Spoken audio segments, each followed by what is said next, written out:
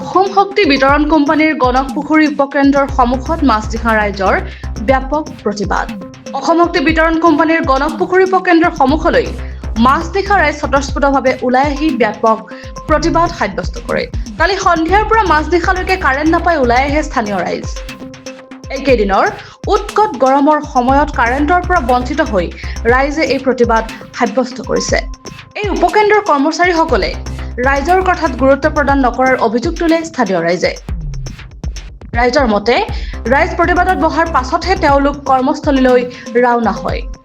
প্ৰতিবাদস্থলীত ঢেকিয়াল আৰক্ষী উপস্থিত হৈ ৰাইজক শৃংখলিত কৰিবলৈ সক্ষম হয়।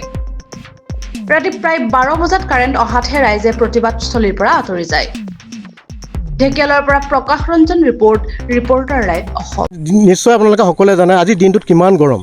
এই গৰমত আমাৰ পৰিত্ৰাণ পোৱাৰ পৰা একমাত্ৰ উপায়টো হ'ল ইলেক্ট্ৰিচিটি। আজি সন্ধ্যা ভাগৰ পৰা আমাৰ এই ঢেকিয়াল বৃহত্তৰ অঞ্চলটোত কাৰেণ্টটো কাটি থোৱা আছে।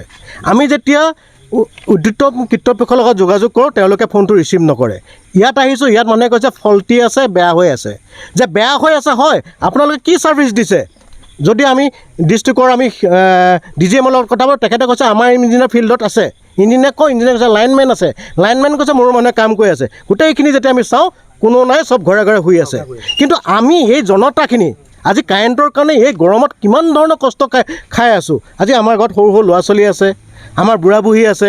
আমাৰতো আপুনি জানে যে আমাৰ এই অঞ্চলত কাৰেণ্টৰ বাহিৰে কিবা বিকল্প আছে এই গৰমৰ পৰিত্ৰাণ পাবলৈ?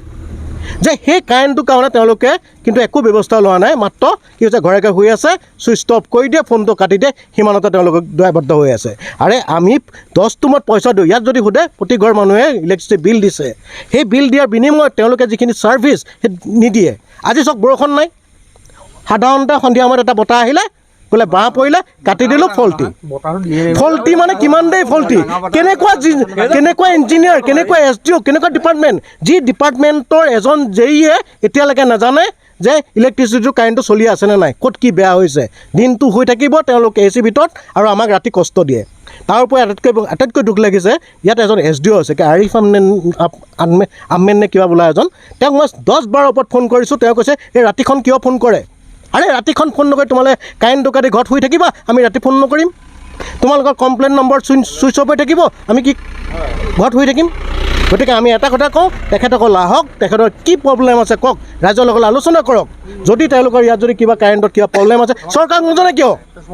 ঘৰত শুই থাকিব, দিনটো AC ৰুমত থাকিব, ৰাতি তেওঁলোকে ইনভাৰ্টাৰ লগাই ঘৰ AC ত থাকিব, আৰু আমি ইয়াত জনসাধাৰণ গৰমত মৰি থাকিম। সেইটোতো কোনো কাৰণে হ'ব নোৱাৰে। তেওঁলোক আমাক ছাৰ্ভিচ দিবৰ কাৰণে আছে, আমি সহযোগ কৰিম ন। ক'ত বাঁহ পৰিছে, কি হৈছে, আমি সহযোগ কৰিম। কিন্তু তেওঁলোক যদি নিজে নিজে অফিচাৰজন JE ইলেক্ট্ৰিচিটি লাইনমেন যদি ঘৰত শুই থাকে, আমি কি কৰিম কওকচোন? আমি ইয়াত প্ৰতিবাদ কৰাৰ বিনিময়ৰ বাহিৰে আমাৰ কি উপায় আছে? আমি ঘৰততো কোনো, আমাৰ বুঢ়া বুঢ়ী আছে, ঘৰত সৰু সৰু ল'ৰা ছোৱালী আছে, সেইখিনিক আমি কি কৰিম বাৰু? আমাৰ আপুনি নিশ্চয় দেখিছে যে এইটো বতৰত আমাৰ